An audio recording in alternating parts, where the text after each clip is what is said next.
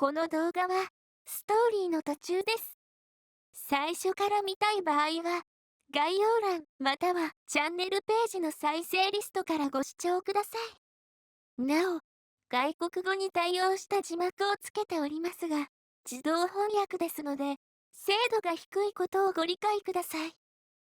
それでは、本編をお楽しみください。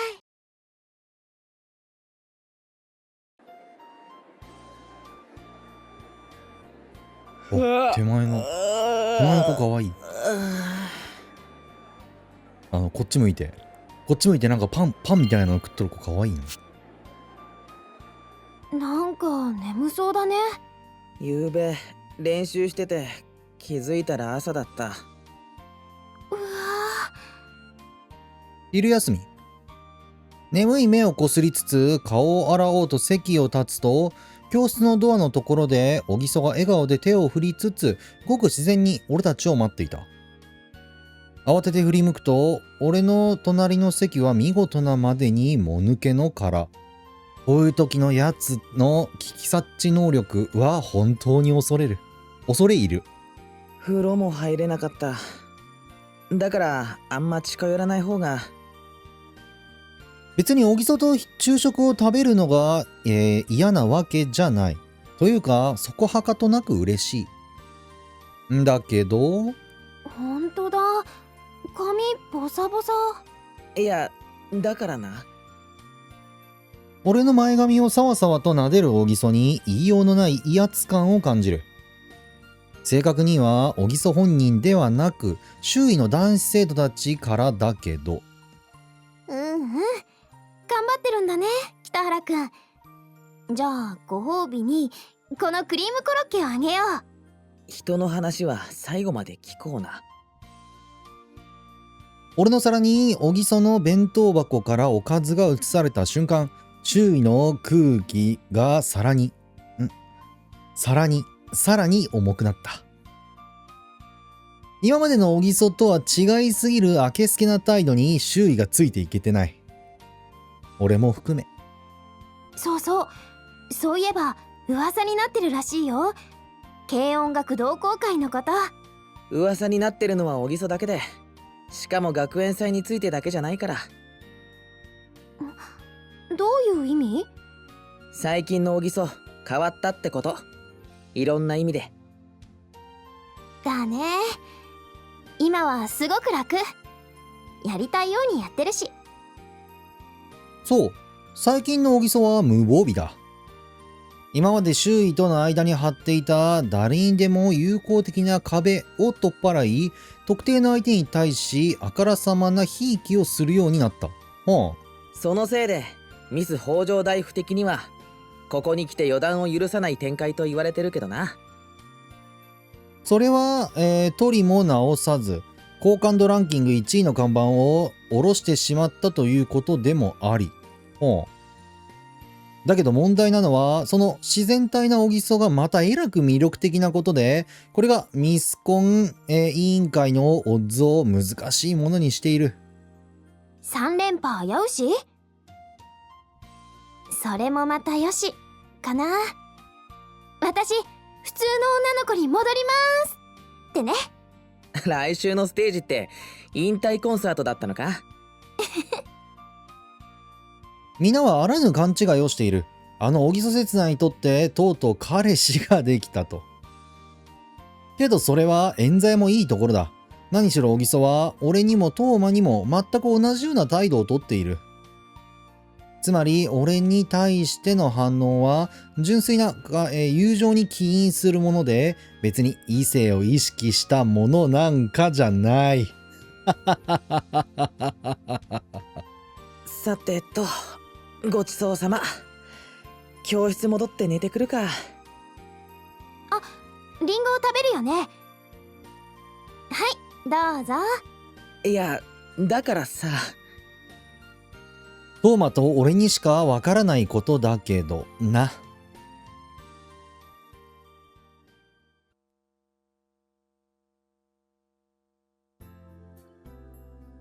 5分休憩。なんか眠そうだね。ちょっとね。コーヒー買ってこようか？悪い。わかった。ホットのブラックでいいかな？カフェオレ、一番量の多いやつで。何？ブラックのイメージだったから。苦いの全然ダメなんだ。蜂蜜レモンにする？酸っぱいのも全然。何？何？そんなに変？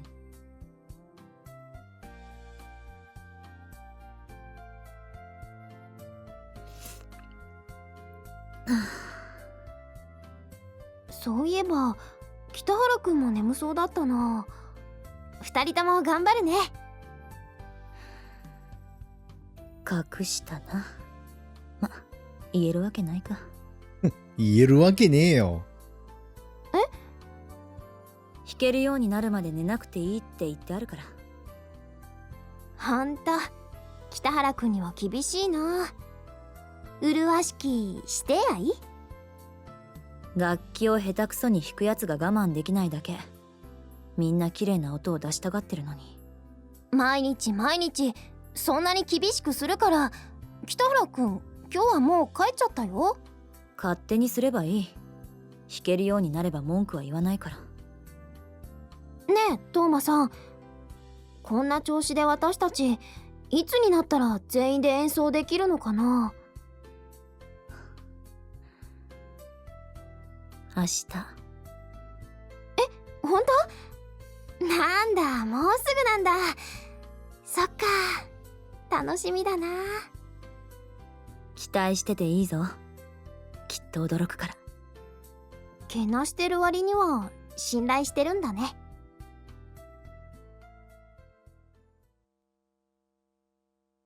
ドアが閉まります。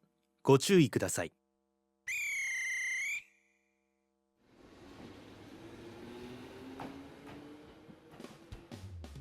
おかえり。おう。へえ。言わず町駅20時15分。トーマは昨日と同じ時間の電車から降りてきた。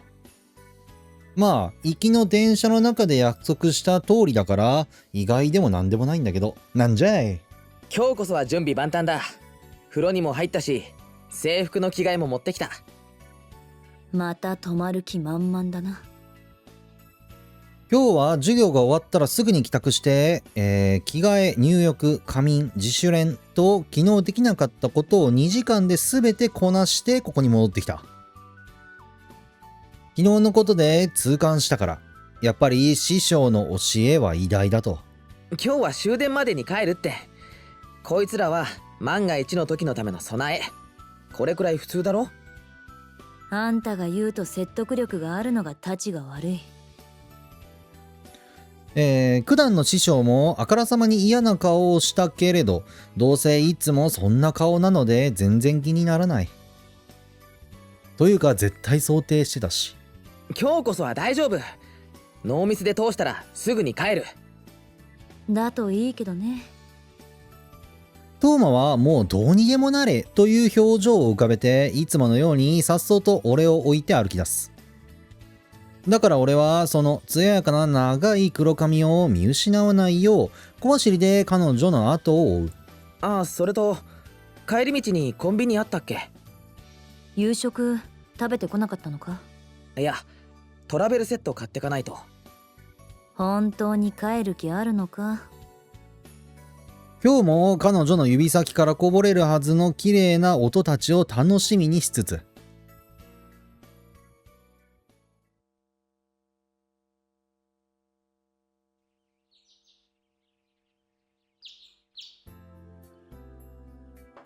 おはよう。トーマ。あら、お風呂スケスケだね。たった2日で随分と馴染んでるな。確かに。2日続けて床で寝たから体の痛いこと。帰れよ。現在7時15分。念のためにと用意しておいた目覚まし時計が役に立った。すごいな。それでも睡眠2時間はさすがにきつい。結局朝の5時近くまでずっと練習してた。地下室というのは時間感覚がなくなるから怖い。今から風呂。悪い。顔洗ったらすぐ出てくから。今日こそは覗くなよ。昨日だって覗こうと思って覗いたわけじゃない。幸福な偶然だったんだよ。そうか。それは気の毒だったな。今からのお前がな。冗談だって冗談。ああ、気持ちいい。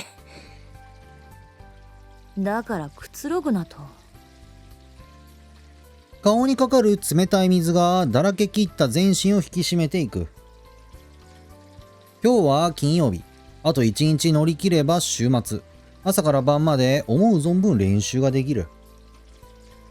体力が持てばだけど。目が覚めた。あ、そうだトーマ。俺、朝飯作ろうか？朝なんかいつも食べないけど。だから授業中寝てばっかりなんだよ。朝はしっかりとらないと体起きないぞ。今週は人のこと言えないだろう、北原も。まあそれはいいとして、昨日のお詫びにってことでどうだ？できるものならやってみれば。冷蔵庫の中のものは勝手に使っていいから。バカにするなよ。トーストと目玉焼きならお手の物だ。それしかできないとも言う。なんて平均的な男子学生。ふーん。そう。じゃ、頑張って。あれは絶対信用してないって顔だな。見てろよ。俺だって家に押しかけて何度もしつこく教えを請うて朝まで寝かせず、しかも自分だけ先に寝ておいて、さらに着替えを覗くだけじゃないってことを見せてやる。ひどいな。どこの最低野郎だ。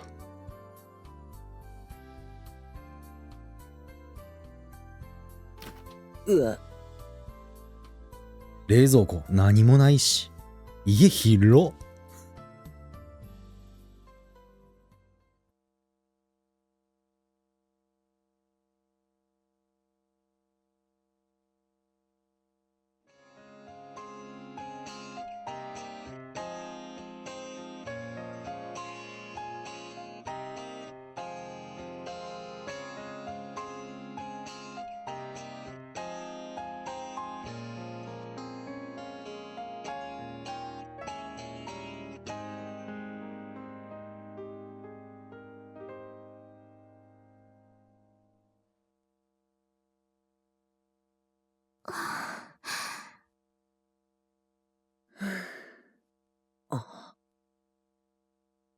5分ほどの喧騒の後、静寂に包まれる第二音楽室。小木曽は呆然と俺を見つめ、トーマは大きく息を吐きながら天井を見上げ。そして俺は期待と不安とちょっぴりの自信を持ってトーマを見つめる。できたよね。できたね。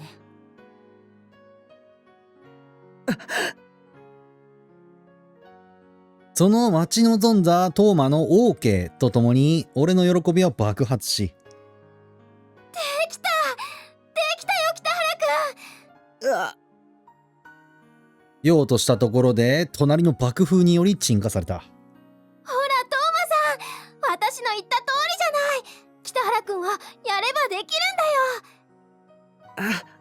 んだよ。これがまた俺の予想をはるかに超えた勢いでこんなに心から喜んでくれることが本当に嬉しくて。というか、どれだけ信用がなかったんだ俺。たった一人でずっと頑張ってちゃんと期待した通りの結果を出したんだね。すたった一人。いや、それは実は。本当だな。北原を少し侮ってたみたい。ごめんね。えどうやって言い訳しようか。それもどっちに言い訳しようか逡巡した隙にトーマがあっさり流してくれてしまった。かばってくれたのか？いや、それを言ってしまうとモチベーション下がるからじゃない？これでやっと1曲目。うん。まだまだ先は長いけど、とりあえず今日はここまで。もう時計を見てもまだ5時ちょっと過ぎた、5時をちょっと過ぎたところ、日に日に、短くなっていく昼が、それでも夕方のままとどまっている時間。今週に入ってからだけは、こんなに早く軽音楽同好会が解散したことはないのに、実質的部長はあっさり練習を打ち切った。その代わり、明日の朝10時集合。シンセの方とも合わせる必要があるし、次の曲もそろそろ決めないといけないし。集合はいいけど、どこに？土曜なのにここ使っていいの？練習場所なら大丈夫。集合場所は岩津町駅北口で。北原、部長にも声かけておいて。あそうか。とうとう小木曽にもスタジオトーマお目見えか。この土日が第一の勝負どころだから、今週末は泊まり込みで合宿ね。合宿？ほんと？すごい、泊まれるんだ、そこ。そんなに嬉しいんだ。そしてとうとう小木曽にもホテルトーマ営業開始か。だってやっぱりみんなで徹夜しないと学園祭って雰囲気にならないんだもん。そう思わない？まあそりゃそうかな。中学の時なんか学園祭前でも泊まり禁止だったから、先生が見回りに来ると電気消してみんな隠れてさ。中学の頃からそうやって許可も取らず夜通し学校に残るやつらを見つけては強制的に帰宅させる立場にいたけどな、俺は。ここに来てからはなかなかそういうこともできなくなっちゃったけどね。主に自分のせいだけど。小木曽。そういう泥臭い肉体労働とかにはみんなが逆に参加させないように気を使ってたんだろうな。ということは、今年の小木曽は今までの2年分の抑圧も含めどんだけはっちゃける気なんだろうか。というわけなんで北原、お前には今から大事な使命がある。俺？そう、練習を早めに切り上げたのもそのためだ。さあ行くぞ。どこに？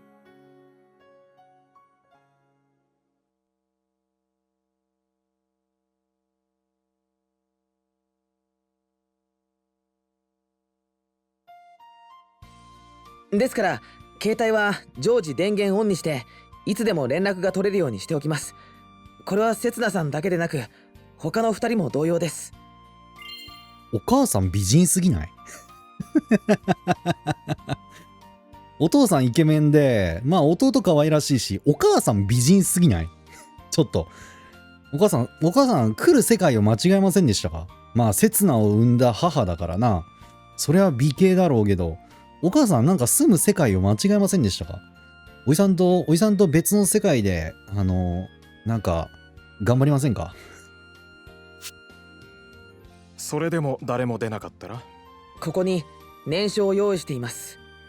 もし3人の誰もが5コール以内に出なかった場合は今後刹那さんの門限を午後6時にすると約束します。すごいな。契約だな。大人の契約書やみたいな。6時って窒息するよ普通。娘のことはともかく先方の親御さんは何とおっしゃっているのかな？そこなんですが正直に話します。トーマさんの家族は海外に住んでいるためトーマ家には現在保護者はいません。週に2度ほどヘルパーさんが掃除をしてくれているそうですが、夜は実質トーマさん以外に誰もいません。一人暮らしいいなあ。俺も早く家出たいよ。何言ってるの。女の子がたった一人で勉強して生活して、高弘が考えるほど気楽なものじゃないわよ。このことを話すと反対されるかとも思いました。それでもちゃんと許可をいただく以上、包み隠さず全てを明かそうとみんなで決めました。なるほど。お父さん、いいじゃありませんか。こうしてお友達が刹那のために一生懸命。お母さん、一生懸命かどうかはこの際問題じゃないんです。外泊を許可できる環境かどうか、そこに尽きるんです。彼の言う通りだ。そこを履き違えてはいけない。はい。すごいな。前回のことがあって一発で父親の素性を、予測し得て、それに対する手段を講じるってやばいだろ。高校生にしとくのはもったいないな。けどそれだけの危機管理能力があってもお前ら3人はまあいいや。寝室もいくつかありますし、当然男女別です。とはいえ、あとは僕を信用していただくしかありませんが。北原くんと言ったかな。君は何というか随分と大人びた考え方をするんだな。ほんと、とても姉ちゃんと同級生とは思えない。大人びたってのは大人ではないからな。すいません、生意気で。いや、悪いとは言ってない。むしろとてもしっかりした子だと感心しているんだ。僕も母と二人暮らしなので、自然にそういう風になってしまったのかもしれません。まあそうなの。お父様は？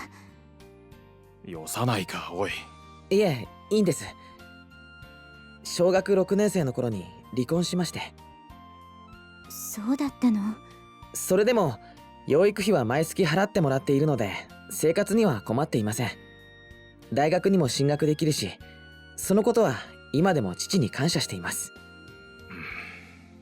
ただ、家にいる男は僕一人なので、どうしても虚勢を張る癖がついてしまって、昔からあまり子供らしくないって言われます。本当にまあ大変だったのね。うちは刹那も高弘も甘やかしてしまったものだから、二人してわがまま放題で。うわ、こっち来たよ。いや、そんな。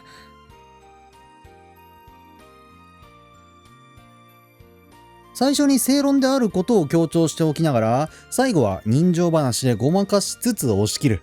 これぞ北原式論破術。これでなんとか明日の合宿もめでたく開催の運びとなるであろう手応えは得た。あとは詰めを謝らなければ大丈夫だろう。それはともかく、一言言ってもいいかな。はめられた。ねえトーマさん、本当だ。当事者たちは上にいる。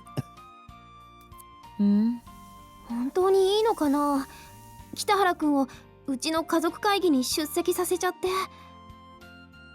小木曽が自分で説得しようとすると夜中までかかる上に喉への負担が大きいから。確かに。それはそうだけど。あ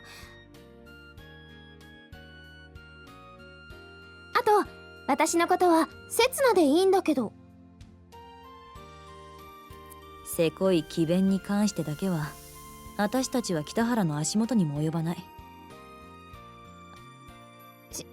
信頼してるんだね。たまには役に立ってもらわないと。私をここまでこき使う以上はね。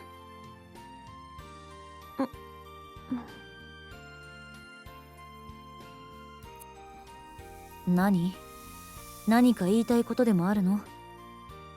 スティックシュガー3本は入れすぎじゃないかな。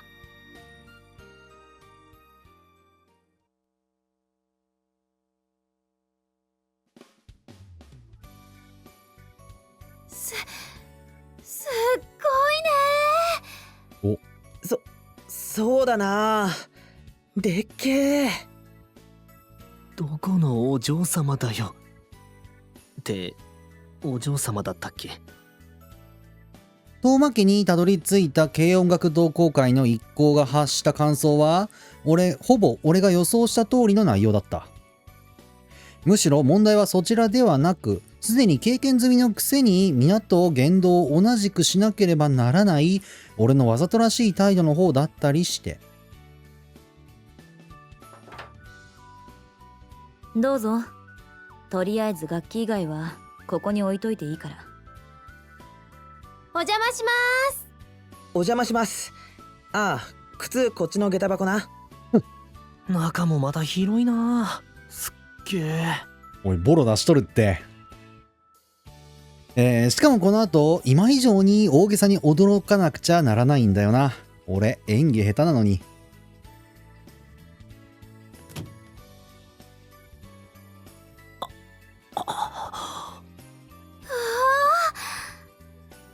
今は少し寒いけど、エアコン効くまでの辛抱だから。さてと。なんだよ、なんなんだよこれ。なんで普通の家にこんなものがあるんだ。驚きだな、本当に。ああ、そこコードあるから気をつけろよ。すっごい。これトーマさんのピアノ部屋？前の住人が作ったのをそのまま使ってるだけ。ってことは前の住人ってスタジオミュージシャンにしてもブルジョワな。みたいだけど詳しくは知らない。さ、セッティング始めて。わかった。ほら、竹谷も手伝え。ああ、にしてもな。まだ衝撃は抜けきらない竹谷と目をキラキラ輝かせ辺りを見回す小木曽を尻目に、俺は慣れた手つきで機材のスイッチを入れ、これはどこに刺せばいいんだ？下手くそ。おっと、慣れてたらまずいんだっけ。現在、午前10時30分。自分的には予定調和ながらも遠間家の豪華さに衝撃を受けるところから俺たちの合宿は幕を開けた。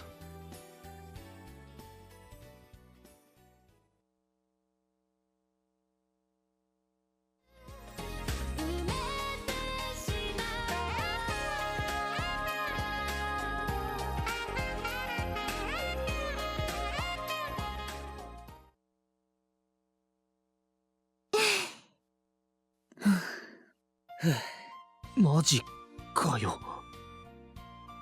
まだエアコンの効ききらない部屋の中。それでも一曲弾き切ったらもう汗が出てきた。それだけ全身全霊を傾けて集中したってことでもあるけど。やったね。完璧。いいね。昨日、呆然と俺を見ていた小木曽は今日はにっこりと微笑みかけてくれて。ドラムは問題ないかな。ベースの方を少し手直しすれば。ノーマはもはや当然のように竹谷の作った打ち込みデータの方だけに注意を向けていた。すげえ、ちゃんとホワイトアルバムじゃん。で、竹谷は失礼なぐらいに、呆然自失だった。本当に失礼なやつだ。春樹、お前いつの間にというかまともに弾けたんだな。今は機嫌がいいからバリ雑言も見逃してやろう。だが次はないぞ。今までどれだけ真面目にやってなかったかがよくわかる上達ぶりだな。いや、見直した。それは確かに。せめて直前に言った言葉くらいは聞いといてくれ。打ち込みの方もよくできてる。 OK。 あとは私の方で細かくチューニングするから。ありがとう部長。さて、それじゃあ次の曲考えないとね。早速新しい課題なんだ。おい、春樹、今あの子俺に感謝したぞ。持ち時間を考えるとレパートリー1曲じゃ全然足りないし、あと2曲、最低でも1曲は。残り1週間だもんね。今までのペースだとあと1曲がいいところかな。感謝くらいするだろう。よくできてたよ、ほんと。悪かったな、竹谷。いや、お前の感謝はどうでもいいんだけどさ。竹谷、俺たち親友だよな。多分他のバンドは3曲用意してると思うけど仕方ないか。こっちは実質2週間だし。曲を増やしすぎて一つ一つがおろそかになっても本末転倒だしね。だけどあの子だぞ、トーマカズサ。学園での噂聞いてるととても今の言葉が信じられん。評判とか噂とかそんなのが何だってんだよ。トーマってさ、根は優しいやつなんだよ本当に。くそ、みんなに分かってもらえないの悔しいな。こそこそと陰で人を褒めるな。ちゃんと聞こえてるぞ。で、聞いてたのか？ごめん、気を悪くしたよな。謝る。まったく油断も隙もない。お前ら何なんだ。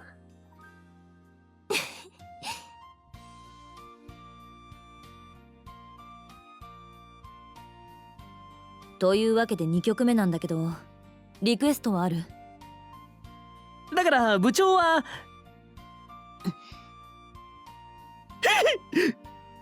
悪い、話の腰を折った。そっちで思うように進めてくれ。無様だな。罵られて喜ぶお前よりはマシだと思うんだ。そうだな。うん。部長の意見を聞こうか。何かある？いいのか？いいも何も、もともとこの同好会は部長のものだろ。今では誰がそんなことを覚えてるだろうか。ステージから引きずり下ろしてしまった罪滅ぼしのつもりだろうか。今日のトーマは微妙に竹谷に優しいな。そっか。ならせつなちゃんの声だと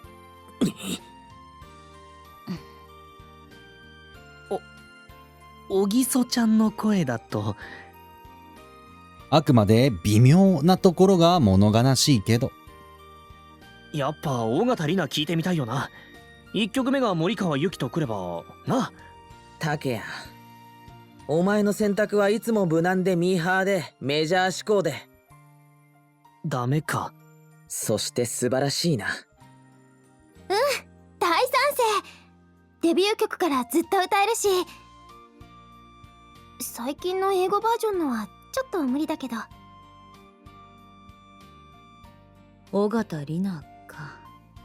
尾形里奈か。ダメか？実は私も尾形里奈派。ああ、そうなんだ。やっぱ俺たち気が春樹。分かったから部長、お前はよくやった。あとは隅っこで休んでろ。俺生まれてこの方、こんな早くな扱い受けたことない。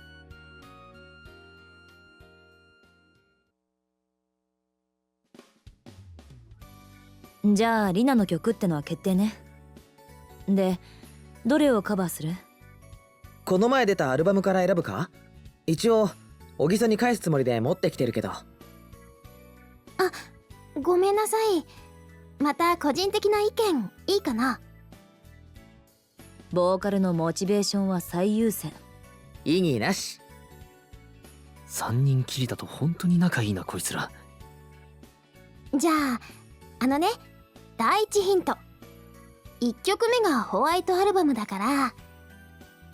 いやー、これどうだろう。でもこれ 100% わかるね。だから俺はホワイトアルバム1をやったんですよね。本当に感謝してほしい。なんか90何本全部やったよ。90何本の動画に収めてやったよ。だから俺はこれをやったんだ。2の解像度が上がるから。ね、でもわかるでしょ。私のじゃなくてもホワイトアルバムの1をプレイしたり、見聞きしたりした人がいるのであれば、ホワイトアルバム2のね、今この状況における、尾形里奈の曲といえば何かわかりますよね。ね。わかりますよね、ちゃんと。あ、サウンドオブデスティニー。ですよね。え？同じ年に発売した北原くん正解。そういうこと。尾形里奈ちゃんが音楽祭のために自分で作詞して、作った曲。いいね。やだな、どうしてそんな簡単に分かっちゃうんだろう。藤井東也と尾形里奈の思い出の曲や。サウンド・オブ・デスティニー。ホワイトアルバムと同じ年に発売され、かの曲を抑え、音楽祭最優秀賞を受賞した尾形里奈の代表曲。彼女がスターダムを一気に駆け上がるきっかけとなった曲であり、現在に至るまでベスト版、ライブ版等何度もアルバムに収録されている。これめちゃくちゃいい曲なのよ。そもそもシンプルにいい曲なのよ、これって。音楽めっちゃかっこいいしね。音楽がめっちゃかっこいいしね。これ。すげえ好きなんだよな。尾形里奈のようにキャリアのあるアーティストだとファン層も多岐にわたり、それぞれの年代ごとに微妙に評価が違ったりすることが多い。それでもこの歌は初期の若手アイドル時代の歌にもかかわらず、ほぼ全ての世代の支持を集めている。サウンド・オブ・デスティニーってまだそのことの重大さを数差しか気づいてないっていう。好きやなこういうの。確か。お、竹谷もリナ派の竹谷も知っとるな。いいじゃん。うん。みんな絶対聞いたことある曲だし、ノリもいいし。本当？よかった。あの曲ならどのバージョンのアレンジでも歌えるんだ。トーマは？竹谷は？なんか問題あるか？北原は問題ないの？後悔しないか？しかし、なぜかトーマと竹谷の反応は俺たちほど盛り上がりを見せていない。俺が？なんで？かっこいい曲じゃんあれ。というか妙に戸惑ってるような。いや、確かにかっこいいよ。けどそれは。トーマ？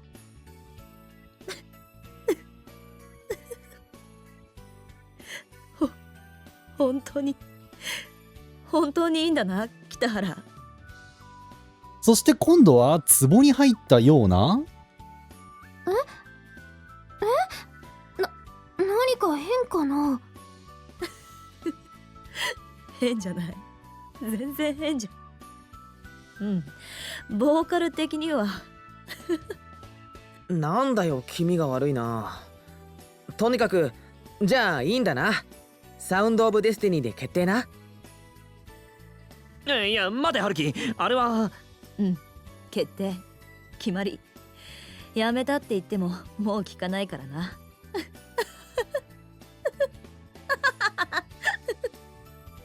ああ。トーマさん？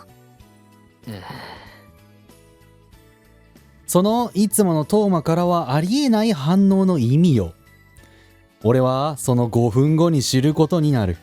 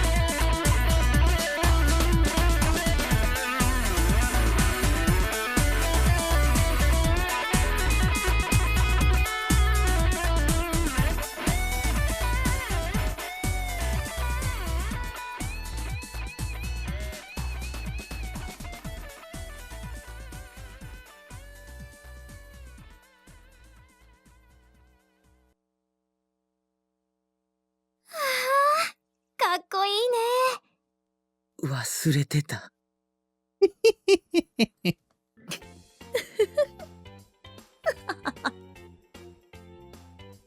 マジで完璧に忘れた。この曲がどうしてかっこいいのかを。本当にやる気かよ、春樹。このギター。この曲、最後の最後に超絶ギターが入るんだった。そう。サウンドオブデスティニーってね、本当に面白い歌で、曲がバチクソいいのよ。うん。ちゃんとリナちゃんの歌声とか、まあ歌詞の良さとかもあるんだけど、やっぱその、まあ CV 水木奈々だし、すごいね、歌詞というか、ボーカルにすごい迫力がある歌なんだけど、それを支えるサウンドがめちゃくちゃいいのよ。うん、曲が。で最後それを超絶ギターのソロで終わらせるっていうね、まあソロではないか、でもギターで終わらせるっていうね、なかなか息のある曲なんよ。うん。まあそれはね、尾形英二が手掛けたっていうのもプラスされるわけだから、うん。チーム尾形で作った曲やなっていうのがすごい印象的にね、残るっていう。苦しいつまでもつぼってんじゃねえよ。これを1週間でやらなあかんのよ、ズブの素人が。い。頑張れ北原。あんたならできる。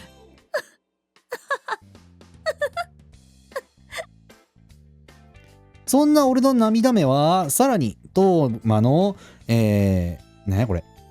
知逆心か。を、痛く刺激したらしく、もうその笑いは止まりそうにない。ひょっとして難しいの？難しいというか、無理？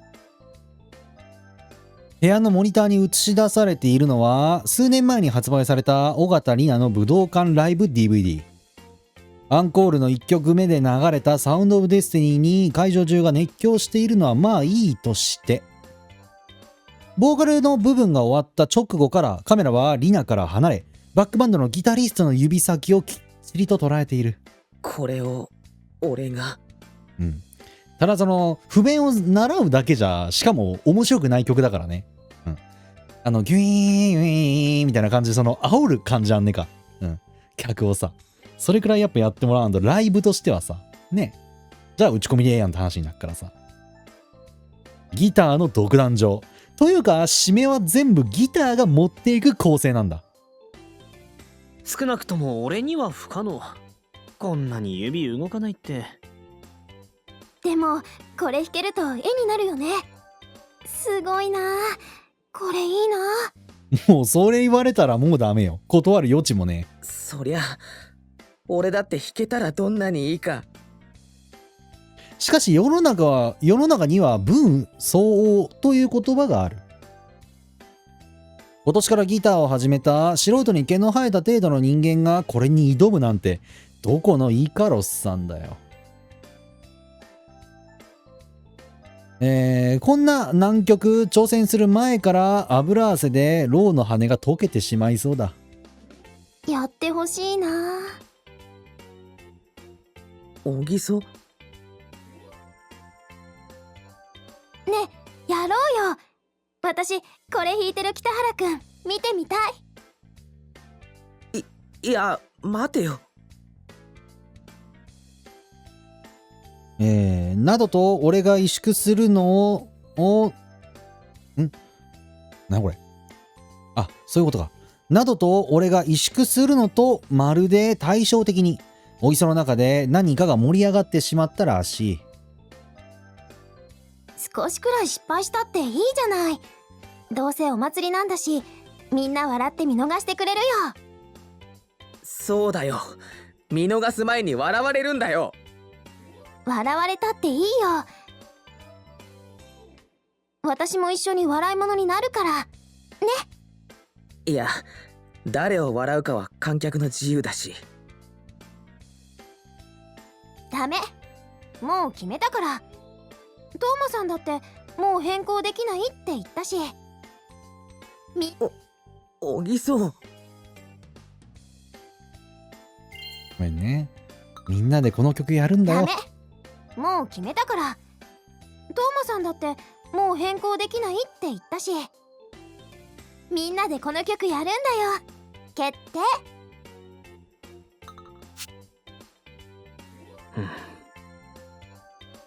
あ、呼んでなかったな。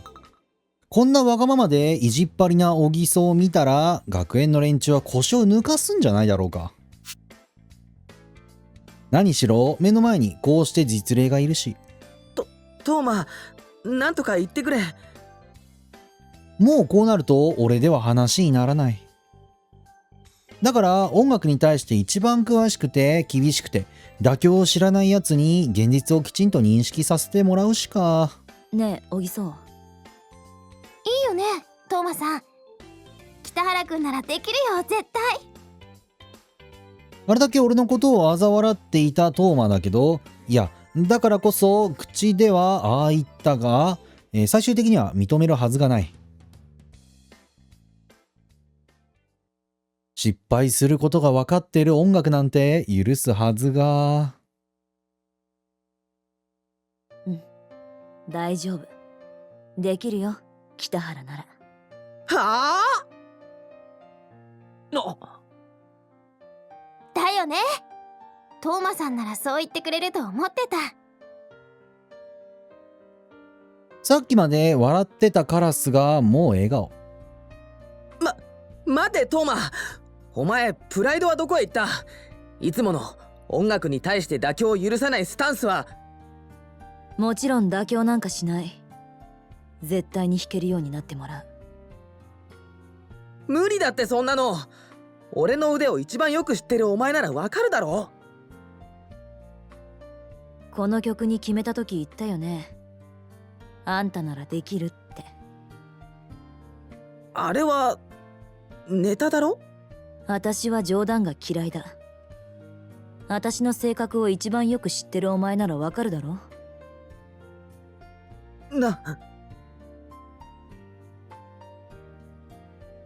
トーマがこんな面白い冗談を言うなんて。今この状況でさえなければ腹を抱えて笑い転げてたはずなのになんておった。というわけで早速始めよう。まずは個人練習から。小木曽。頑張ろうみんな。本番まであと1週間しかないんだから。